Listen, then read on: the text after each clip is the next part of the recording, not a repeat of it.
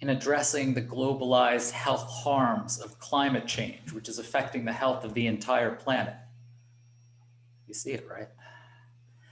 And given the overlapping health harms to both individual health and planetary health, Alex Phelan has considered how human rights can respond to these cataclysmic environmental health challenges.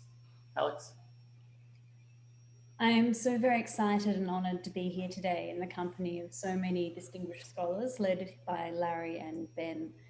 Today may be Human Rights Day, but yesterday the United Nations Environment Programme's 2020 Emissions Gap Report was released, with the world still on track for a temperature increase in excess of 3 degrees Celsius this century, well beyond the Paris Agreement's goal of limiting global heating well below 2 degrees Celsius and even 1.5 degrees Celsius targets.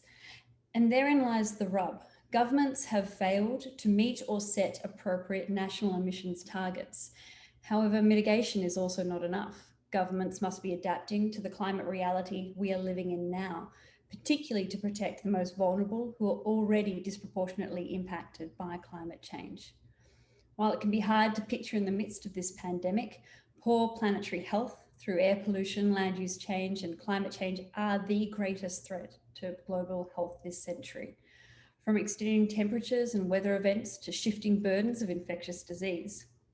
This chapter explores the impact of these issues on a selection of human rights, including those explored in depth in previous chapters, like the right to health, as well as increasingly defined rights, such as the right to a healthy environment and the right to science.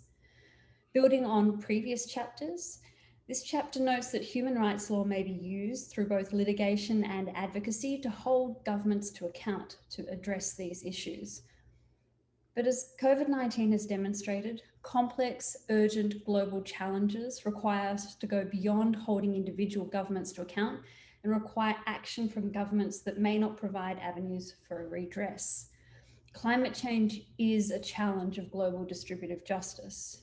As a result, human rights are a foundation to inform the imperative of international action.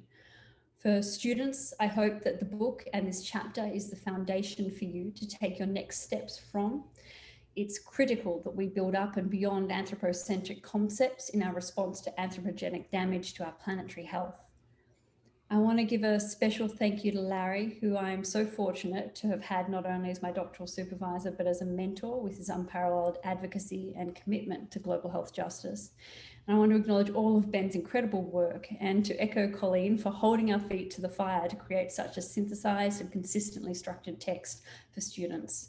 Congratulations to you, Larry and Ben, and to all the other authors for this textbook. And thank you, Alex.